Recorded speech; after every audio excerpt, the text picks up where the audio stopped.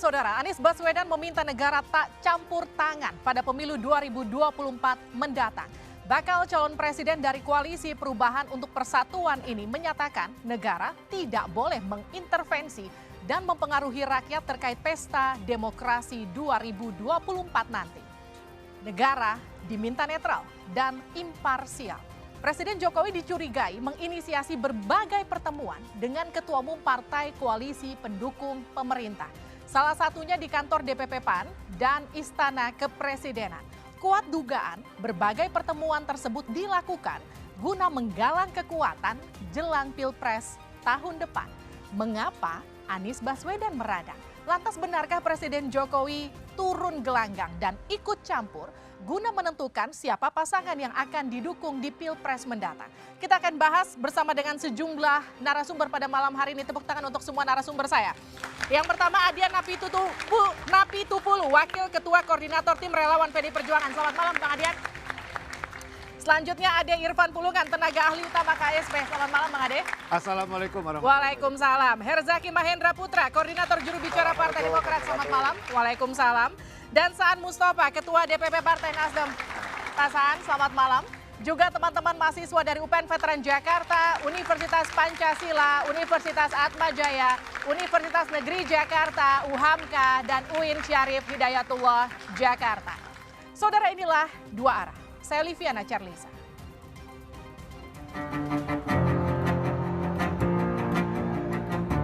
Jokowi dicurigai mengintervensi Pilpres yang bakal digelar 2024 nanti. Bakal calon presiden dari Koalisi Perubahan untuk Persatuan, Anies Baswedan, sampai menyatakan negara tidak boleh ikut campur dalam pemilihan presiden 2024 mendatang. Mantan Gubernur DKI Jakarta ini meminta supaya negara nggak mengintervensi pesta demokrasi. Kalau negara sampai intervensi, namanya negara sedang melecehkan rakyat Indonesia. Rakyat Indonesia sudah matang, rakyat Indonesia sudah mampu untuk menentukan kepada siapa kewenangan itu dititipkan, tidak perlu ada intervensi-intervensi. Kritik tajam juga dilontarkan oleh Yusuf Kala. Wakil Presiden ke-10 dan 12 ini mengkritik pertemuan yang digelar Jokowi di Istana bersama 6 ketua umum parpol koalisi pemerintahan, minus Partai Nasdem, karena dianggap sudah menyeberang. Jokowi dicurigai sedang menggalang dukungan jelang Pilpres mendatang. Menurut saya, Presiden itu seharusnya seperti Ibu Mega dulu, SBY, begitu akan berakhir, maka tidak terlalu jauh melibatkan diri dalam suka atau tidak suka dalam perpolitikan, supaya lebih demokratis lah. Disebut cawe-cawe, Presiden Jokowi merespon tudingan itu dan menyebut tidak ada konstitusi yang dilanggar dengan andilnya Presiden dalam kontestasi politik. Bukan cawe-cawe, itu diskusi aja kok cawe-cawe. Diskusi, saya tadi kan sampaikan, saya ini juga pejabat politik, tapi bukan cawe-cawe. Urusan capres, cawapres itu urusannya partai atau gabungan partai. Sudah saya bolak-balik saya sampaikan kan. Tapi kalau mereka mengundang saya mengundang mereka boleh-boleh saja. Apa konstitusi yang dilanggar dari situ? Nggak ada. Tolonglah mengerti bahwa kita ini juga politisi, tapi juga pejabat publik. Benarkah Jokowi turun gelanggang dan ikut campur terlalu dalam di Pilpres 2024 mendatang? Dan mengapa Anies Baswedan terkesan gerah dan berang dengan pertemuan yang digelar Jokowi?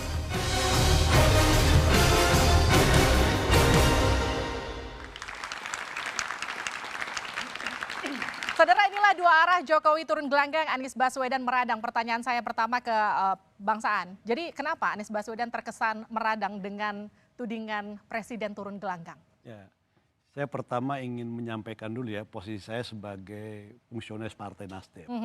Ada dua hal. Yang pertama, Nasdem masih dalam posisi bagian dari koalisi pemerintah. Oke. Dari periode pertama Jokowi sampai periode kedua, bahkan sudah berkomitmen untuk mengawal sampai akhir. Itu satu.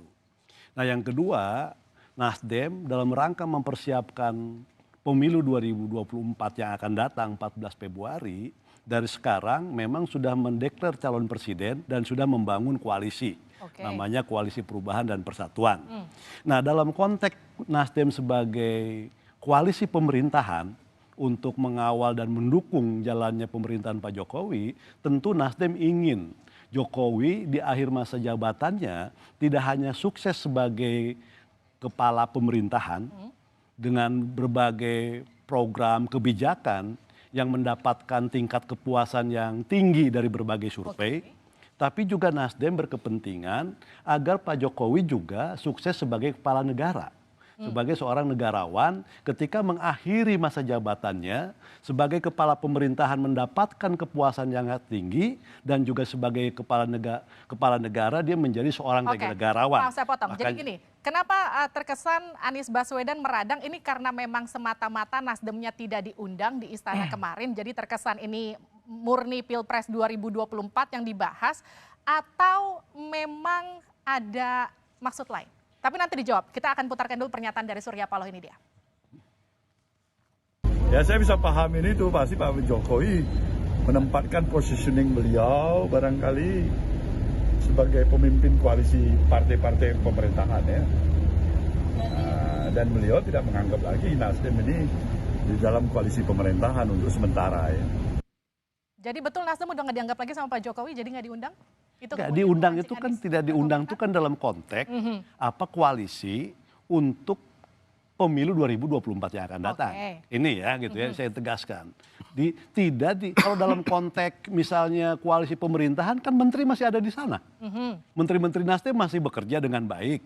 Bahkan Menteri Pertanian diangkat menjadi Menteri Adi Iterin, Perin, Perindustrian. Artinya menteri masih ada di sana. Nah ketika menteri-menteri masih ada di sana, artinya posisi Nasdem di pemerintahan masih.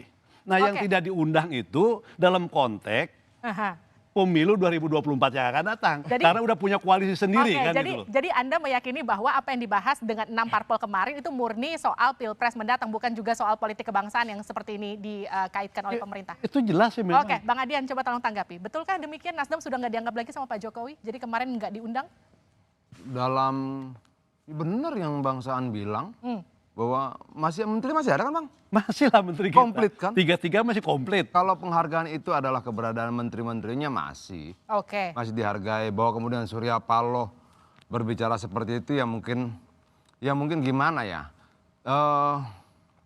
Kita bercermin pada apa? Apa yang paling rasional yang bisa kita pakai untuk menghitung peluang dan kemungkinan. Kalau yang paling rasional itu survei, ya memang tertinggal jauh Aniesnya. Hari ini misalnya kalau kita pakai survei hari ini SMRC ya, Ganjar 38, Prabowo 31, kalau tidak salah Anies 19. Ya dengan angka seperti itu ya wajar meradang. Jadi meradangnya tidak karena pertemuan itu menurut saya, tapi memang angkanya tidak naik-naik. Tapi tadi Pak Surya Paloh kan juga sempat menyatakan gini Bang Adian, ya Nasdem mungkin memang sedang tidak dianggap oleh Pak Jokowi. Itu ada nada kekecewaan di sana, betul memang benar-benar nggak dianggap lagi?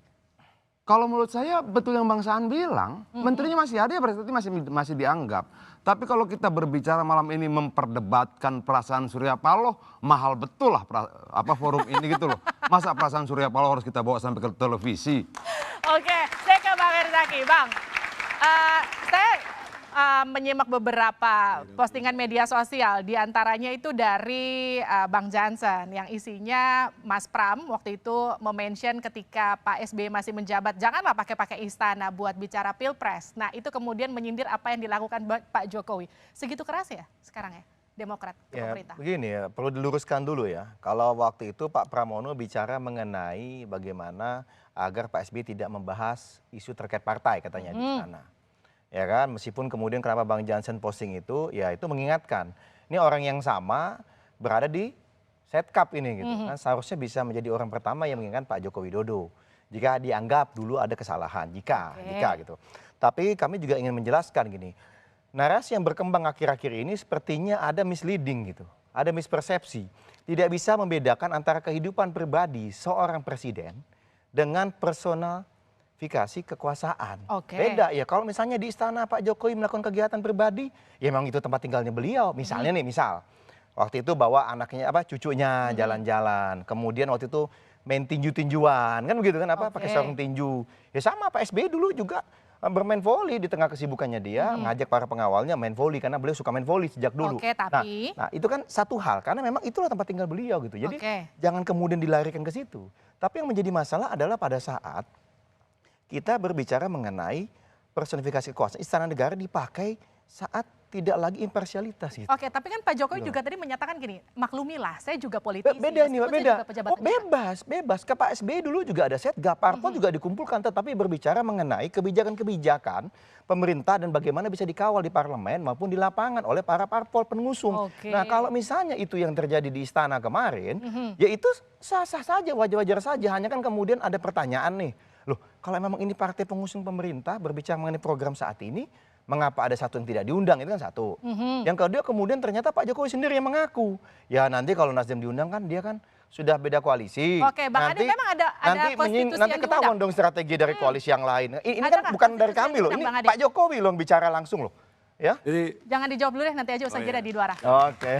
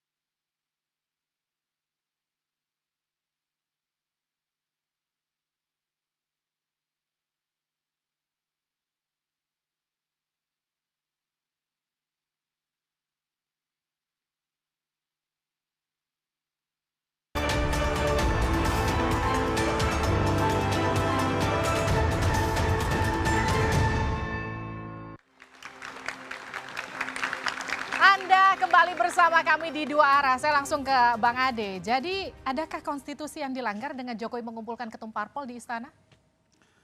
Seharusnya jangan tanya saya, tanya sama Mas Erjaki. Ada nggak dia langgar?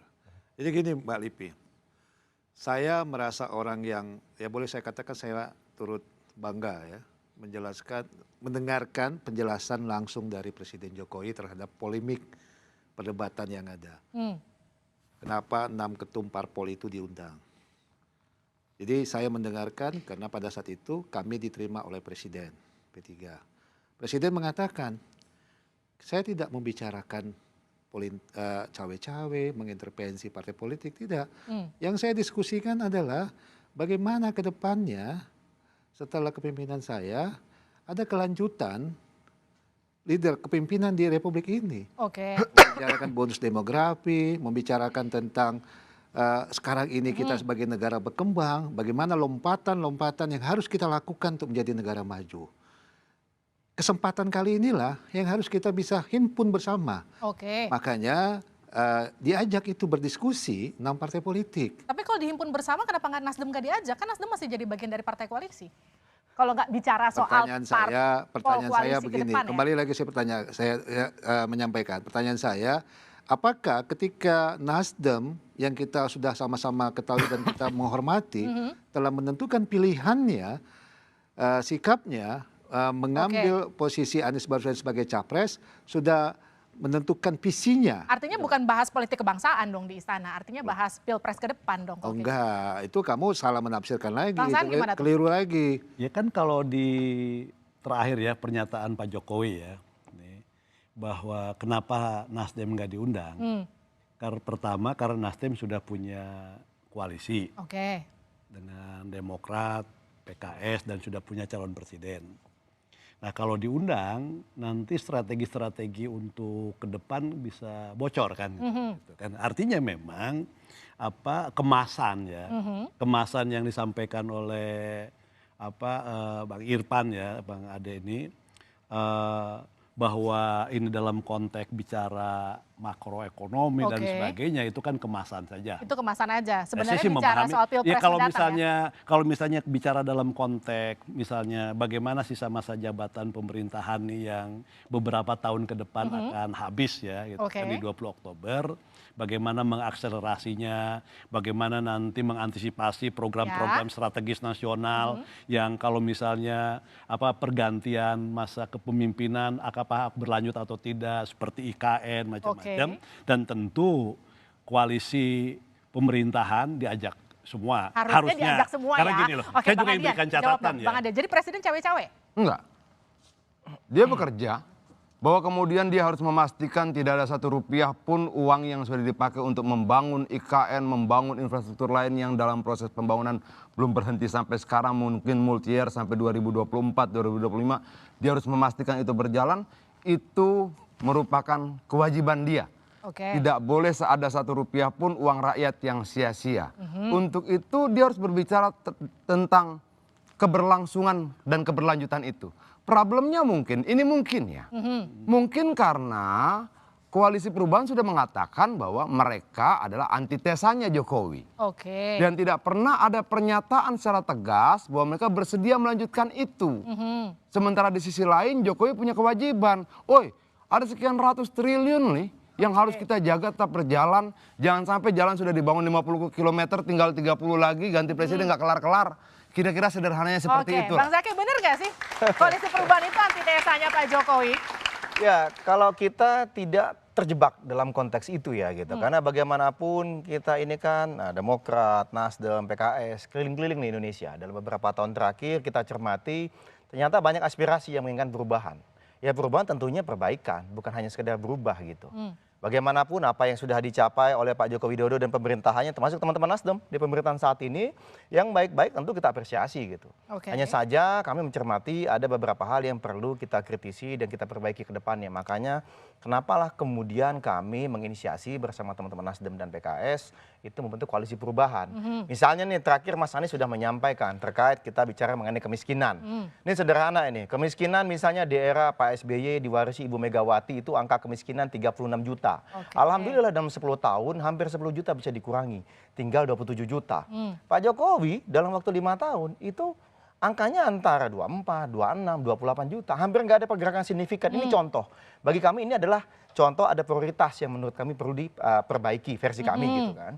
Kemudian yang kedua misalnya terkait dengan biaya hidup yang tinggi, terkait dengan harga sembako yang terus melonjak. Ini kan banyak hal lalu Tapi bicara kalau dibilang mengenai antitesa itu pengangguran. enggak juga ya? Ya kalau kami sih gini, bicara mengenai pembangunan atau tokoh, tidak bicara mengenai antitesa atau apa. Karena bagaimanapun tadi, ya Pak Jokowi mengakui kan, Ibu Sri Mulyani 2018, bahwa pembangunan di era Pak Jokowi itu menggunakan plan MP3EI yang dirancang di era Pak SBY. Dan Pak SBY juga mengakui bahwa beliau merupakan kelanjutan dari Ibu Mega, Pak Jadi Gus kalau Dur, dibilang dan juga antitesa nggak juga tuh sebelumnya Bang Adian? gitu loh.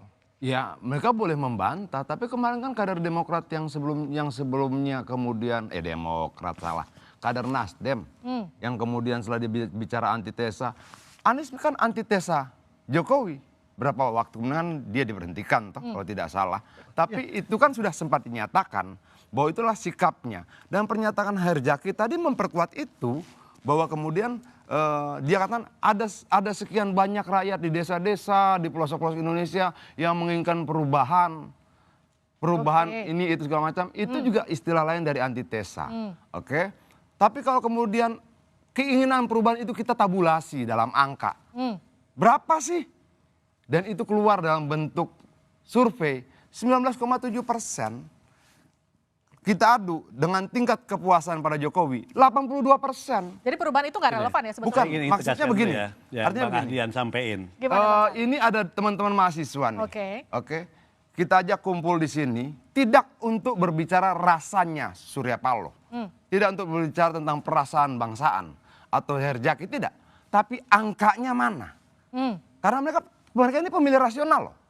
Bukan pemilih yang berdasarkan rasa dan emosional. Dia kan hitung. Jadi gini, tidak puas banyak. Kepuasan 80% gimana bantahnya? Kita bukan bicara perasaan ya. Bukan bicara perasaan, bukan bicara soal rasa dan sebagainya. Tapi kita ingin menempatkan sesuatu ini kan pada tempatnya. Misalnya gini, saya ingin tegaskan satu hal. Pertama terkait dengan soal sikap. Sikap partai jelas. Bahwa dalam sikap partai kadang ada fungsionaris partai yang kadang berbeda. Dan itu kan tidak hanya di Nasdem. Tapi ada juga mungkin di tempatnya Bang Ahdian, PDI yang suka beda. Misalnya contoh lah kemarin misalnya kan, ada juga kan kader PDI yang berbeda dan itu dikoreksi oleh partainya. Bahkan dipanggil. Dan sama juga ketika ada sikap kader yang berbeda dan itu tidak sesuai dengan garis kebijakan partai, maka dikoreksi dan partai menyatakan sikapnya firm. Bahwa Nasdem adalah pendukung Pak Jokowi. Dari awal sampai akhir itu firm. Jadi nggak ada itu. Ketika ada itu maka diberikan sanksi. Itu satu. Yang kedua, saya juga ingin tegaskan bahwa misalnya terkait IKN. Tidak ada satupun kebijakan pemerintah. Itu yang Nasdem di parlemen jangankan ditolak. Dikritisi pun enggak. Misalnya IKN. Kita sama-sama punya tanggung jawab. Bagaimana IKN seperti Bang Ahdian sampaikan. Tidak boleh ada pun Rp1 pun uang yang hilang di IKN. Itu tugas kita memang. Saya termasuk ikut membentuk undang-undang. Tapi apakah Wakil kemudian Ketua Pansus. ketika sekarang Nasdem masuk ke koalisi pemerintah, tapi besok akan menjadi kontranya pemerintah misalnya, kontranya Pak Jokowi? Oh enggak, bukan. Pak Jokowi kan beda gini ya. Nasdem itu, gini saya sampaikan juga. Nasdem mendukung Anies itu ketika Pak Jokowi akan berakhir. Berbeda ketika misalnya Pak Jokowi periode pertama masuk periode kedua, andai saja misalnya Nasdem mendukung yang lain. Pasti sikapnya akan sekarang jadi pertanyaan saya sekarang gini, kalau sekarang jadi kawan, besok jadi lawan, apakah kemudian program yang sekarang diaminkan bersama besok akan kemudian jadi perdebatan? Nanti dijawabnya usai jeda di luar.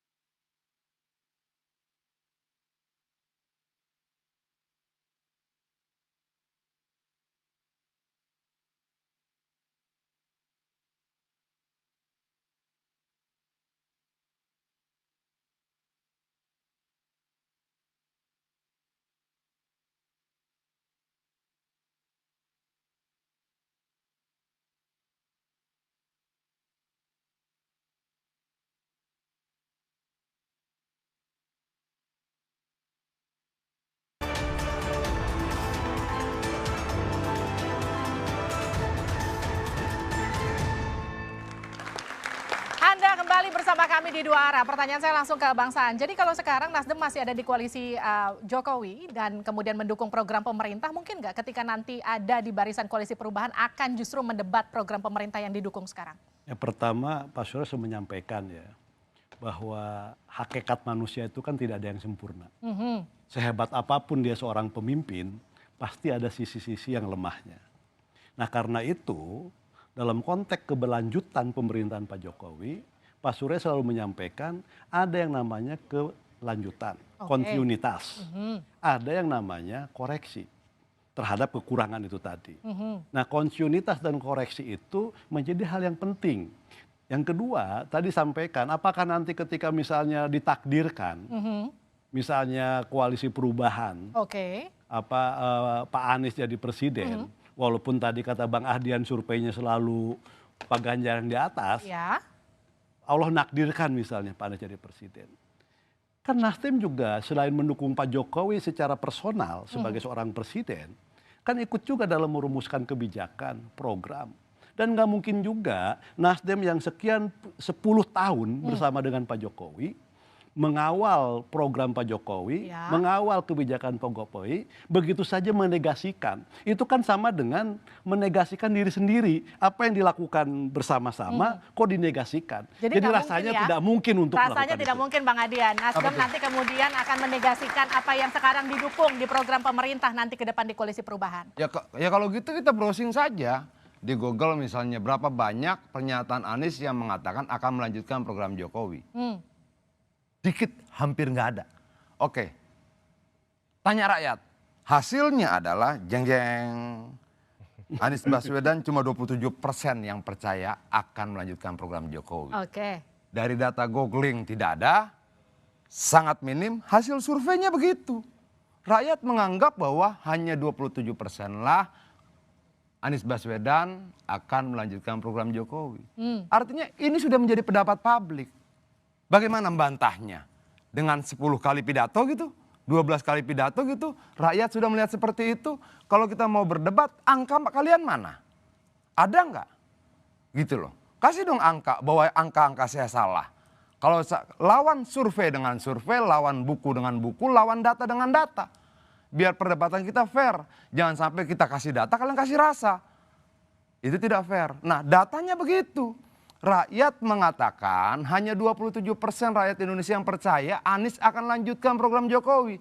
Bantahlah pernyataan rakyat itu dalam survei. Oke, Bang Zaki. Jadi betul-betulkah nanti akan dirombak total apa yang dikerjakan Pak Jokowi 10 tahun kalau Anies memimpin? Ya, kita melihat di sini ada beberapa prioritas, ya tentu akan ada penyesuaian. Dalam konteks ini akan ada perubahan. Tadi kita bicara mengenai kemiskinan, kita bicara mengenai biaya hidup yang tinggi, bicara mengenai harga bahan pokok yang terus melambung. Kita bicara mengenai pengangguran, kan Bang Adian bilang data dibantah dengan data. Saya sudah kasih data kemiskinan, nah sekarang saya kasih ini data pengangguran. 5 tahun era Pak Joko Widodo ada 140.000 pengangguran yang bisa hilang. Alhamdulillah nggak nganggur lagi, dapat kerjaan. 5 tahun berarti per tahunnya 28.000. Alhamdulillah daerah PSBY 10 tahun 3 juta. Ini sebelum COVID, karena kalau nanti setelah COVID katanya karena COVID kan gitu. Jadi biar adil sebelum COVID. Ini masalah data. Nah, kemudian bicara mengenai infrastruktur. Ya memang benar Pak Joko Widodo ini tolnya panjang sekali. Tapi ingat jalan itu bukan hanya tol.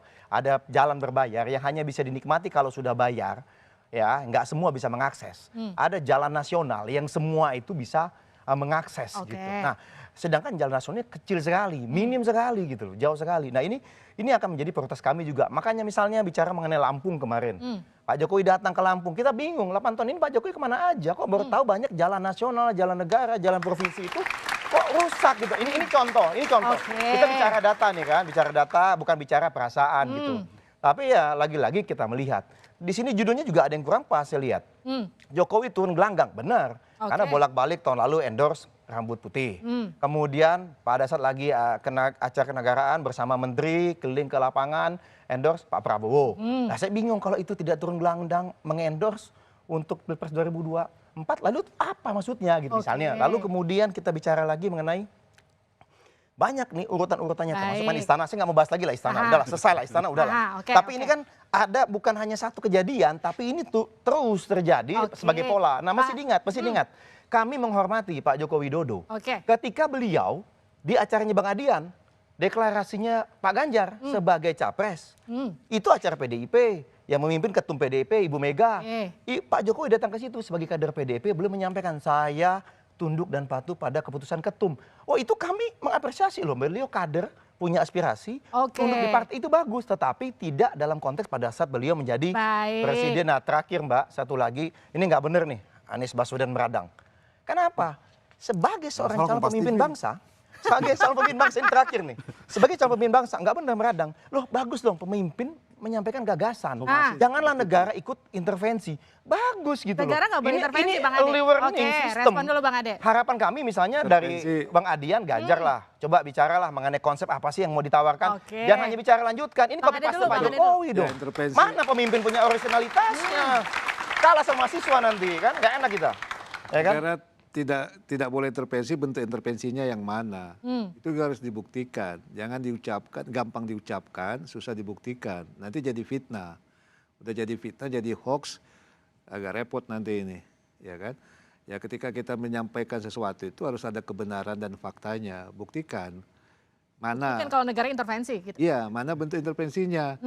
Nah negara ini kan dalam satu kesatuan negara kan tidak bisa melihatnya juga secara parsial gitu. Nah mana bentuk intervensinya gitu? Apa yang menjadi pembenaran adanya bentuk intervensi itu? Oke, Bang Zaki, apa bentuk intervensinya emang? Loh, tadi menyimak nggak sebenarnya? Mohon maaf, Bang Ade Irfan menyimak nggak pidatonya Pak Anies Baswedan, capres kami Koalisi Perubahan? Ya. Saya nanya, bilang, nonton mana bentuknya, jangan hanya gampang diucapkan. Nah inilah, kalau nggak nonton komen susah ini, susah gitu. Karena apa? Jelas-jelas Pak Anies Baswedan itu menyampaikan. Jago sebagai orasi, tapi tidak bisa. Jangan sampai negara intervensi begitu. Bahaya kalau sampai negara intervensi. Loh, beliau ini early warning system, bagus pemimpin punya gagasan. Itulah konsep beliau mengenai demokrasi. Jadi di warning nah sama kami Pak nunggu, Anies nih, Bang Adian. misalnya.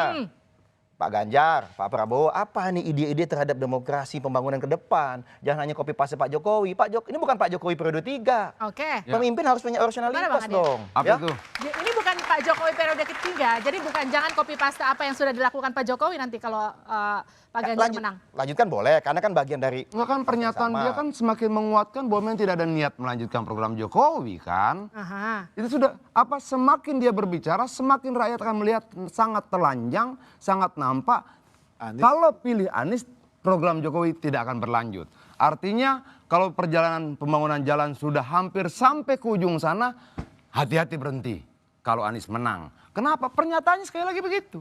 Berkali-kali, diurus diulang. Kalau menurut saya rubah materi kampanyenya. Kalau memang surveinya Anies mau naik. Dia kutip Lampung. Lampung itu APBN, APBD atau apa gitu loh. Itu juga harus jelas biar rakyat clear melihatnya.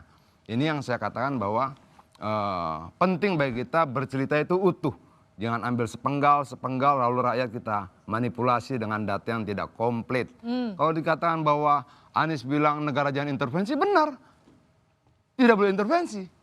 Makanya apa yang dilakukan Jokowi sudah benar. Dia tidak mengintervensi siapa-siapa. Tapi bahwa dia tidak mau ada program yang tertunda karena berbagai macam alasan, tidak mau berjudi dengan uang yang dihasilkan dari rakyat, itu juga sikap kenegarawanan dan sikap seorang pemimpin yang baik.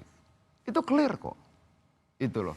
Nah, yang jadi pemikiran saya begini misalnya. Kalau kita pakai angka survei, selisih Anies 19, Prabowo 31. Selisihnya berapa banyak? Anies 19, kemudian Ganjar 39. Selisihnya hampir 20% ya. Ngejarnya gimana? Jadi menurut Anda apa yang kemudian ditudingkan oleh Herzaki ini adalah upaya karena memang secara survei aja udah jauh banget. Bukan. Kalau mereka harus evaluasi. Saya ingin sampaikan. Mereka harus evaluasi materinya. Gini loh, materi mereka bahwa mereka adalah antitesa Jokowi, mengkritik kebijakan Jokowi itu akan head to head dengan hasil survei 82% kepuasan rakyat pada Jokowi. Kalau mereka tidak melihat itu dan tetap dengan gaya style seperti ini, tidak memberikan jaminan pada rakyat bahwa kalau kami menang, program Jokowi berlanjut, itu akan berdampak pada survei Jadi mereka gitu loh. Oke, tudingan antitesa ini justru menurunkan elektabilitas Anies Baswedan. Nanti dijawabnya usai jeda di dua arah.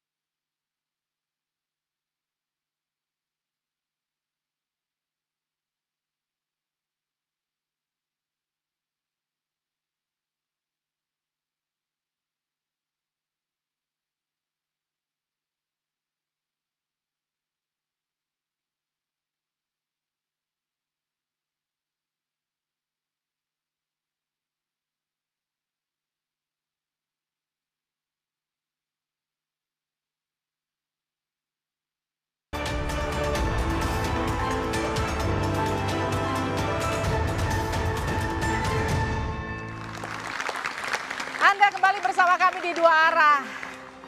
Saudara, kita langsung ke Pak Saan. Jadi kalau tadi Bang Adian mengatakan bahwa apa yang kemudian dilakukan Anies Baswedan sebagai antitesa Jokowi itu menurunkan elektabilitas, ya tanggapan Nasdem?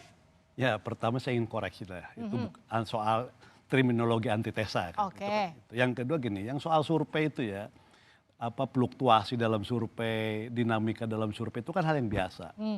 Anies juga pernah kok di awal tahun 2023 surveinya hampir dengan Pak Ganjar dekat, bahkan melampaui Pak Prabowo. Itu hal biasa. Ini kan masih panjang. Perjalanan menuju 2024, 14 Februari ini masih panjang. Maka selama perjalanan masih panjang, namanya fluktuasi dalam survei itu hal yang biasa. Dan bagi kami itu dijadikan sebagai alat tentu untuk evaluasi, untuk proyeksi. Jadi tetap kan. Jadi tidak jangan apa istilahnya overestimate dulu bahwa seakan-akan hari ini sudah menjadi pemenang. Jangan kepedean menurut Anda. Itu Bang Adian jangan kepedean, yang kedua gini, Mbak. Saya ingin tegaskan satu lagi. Saya ingin tegaskan satu yang kedua nih ya. Saya ingin sampaikan. Pemerintah dan negara dalam konteks 2024 yang akan datang harusnya bisa memastikan bahwa pemilu itu berjalan dengan baik. Pemilu itu berjalan transparan, akuntabel, sehingga proses penguatan kepada demokrasi itu terjadi. Demokrasi yang sehat itu penting. Dan harus memberikan ruang yang sama terhadap anak bangsa yang punya kualitas untuk maju. Bang Adian, ayo tanggapi. Yang mana yang ditanggapin? Itu tadi dibilang presiden jangan kepedean. Oh enggak, kalau soal pede harus pede. Menurut saya kekalahan itu diawali ketika kita tidak percaya diri masuk pada arena pertarungan. Kalau mau menang, pertama kepercayaan diri harus full. Setelah kita percaya, kita perkuat dengan kerja. Dan kerja berbuah data. Anies memang pernah hampir mendekati Ganjar saat Ganjar belum dicalonkan oleh partai dan Anies baru deklarasi. Memang ada kecenderungan begitu. Yang habis deklarasi dia naik. Bedanya misalnya dalam grafiknya antara Anies dan Prabowo, waktu deklarasi Prabowo naik lalu merayap ke atas. Anies naik turun ke bawah. Bedanya di situ. Bahwa semua pernah naik benar, kan kita mempelajari survei. Artinya kepercayaan diri yang benar itu bukan abstrak, tapi dibangun di atas keyakinan dan kalkulasi yang benar-benar berdasarkan ilmu pengetahuan. Survei, dasar ilmiahnya jelas segala macam. Ini datanya. Dengan data ini saya nggak boleh percaya diri gitu. Ya boleh dong. Justru saya bingung. Dengan data yang sama mereka percaya diri. Gimana ceritanya? Itu loh. Jadi menurut saya kepercayaan diri saya itu berbasis data. Kepercayaan diri mereka berbasis rasa. Nah terus gimana kita bicara dalam satu forum, satunya pakai data dan satunya pakai rasa? Tanggapi. Ya inilah kalau terlalu mendewa-dewakan hanya satu survei gitu atau dua. Kita survei atau data, ada namanya data kuantitatif, ada namanya kualitatif. Itu semua terbuka gitu. Nah yang kami cermati memang benar tadi kalau bolak-balik bicara mengenai data kita juga pelajari. Saat ini bersyukurlah Pak Ganjar misalnya lagi naik. Sebelumnya malah Pak Prabowo kita pikir sudah selesai, nggak taunya mendadak naik gitu. Nah ini kan masih ada dinamika. Dan bagi kami ini sangat tipis lah sebenarnya bedanya. Kenapa?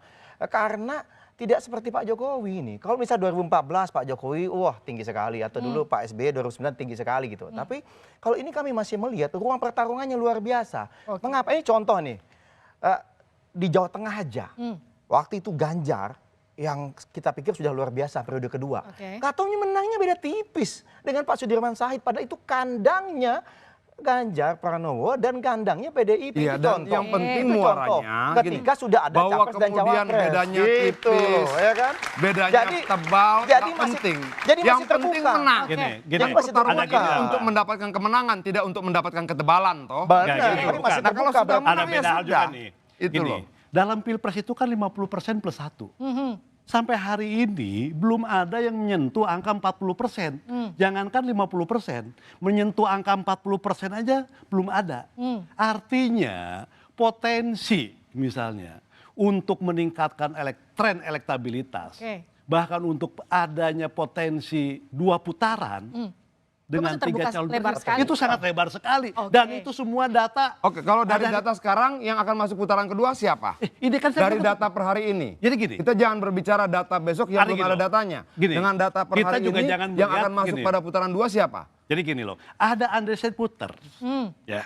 Ini kan masih banyak juga. Kalau saya kan belajar puter terakhir saya juga saya masih belajar 6,7%. Gini loh, saya kan masih banyak data survei juga. Ada data-data survei. Nah dipaparkan Bang. Data survei. Biar kita mengadu punya data survei dengan pribadi. data.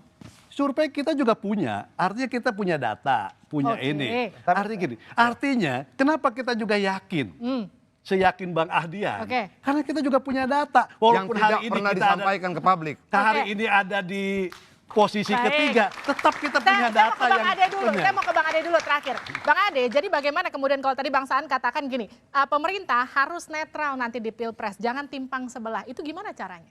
Kepentingan pemerintah adalah ke depannya bagaimana bangsa kita ini, masyarakat kita ini bisa dihargai di global, bisa dihargai di dunia internasional. Kemarin waktu konferensi G20 begitu luar biasanya pengakuan dari negara-negara internasional kepada Presiden Jokowi. Itu harus bisa kita acungkan jempol loh. Itu fakta itu, fakta. Nah kemarin juga sidang KTT ASEAN begitu menghormatinya negara-negara ASEAN. Tapi sekarang gini kepastiannya bahwa Presiden tidak akan cawe-cawe di Pilpres mendatang. Nggak akan. Tidak akan? Nggak akan, dia presiden yang terbaik lah. Dan tidak kepuasan 82%. Oke, tepuk tangan dulu untuk semua narasumber saya malam hari ini. Ya semoga kita tunggu. Tahan dulu Bang, saya mau closing. Sebagai politisi, Presiden Jokowi memang tentu tidak bisa dilarang untuk terlibat dalam kerja-kerja politik karena tidak ada undang-undang dan juga aturan yang mengharamkan. Namun sebagai kepala negara, Presiden Jokowi seharusnya bisa lebih bijaksana karena dia sudah menjadi milik semua anak bangsa, bukan hanya milik partai atau kelompok semata. Dan sebagai kepala pemerintahan, Presiden Jokowi juga harus bisa menempatkan diri dan bisa membedakan antara urusan pribadi dan juga tanggung jawab sebagai orang nomor 1 di negara ini. Saya Liviana Cerlisa, sukseskan pemilu 2024 dan pastikan tetap di Kompas TV independen terpercaya untuk mengikuti perkembangan selanjutnya. Kita jumpa lagi minggu depan, sampai jumpa.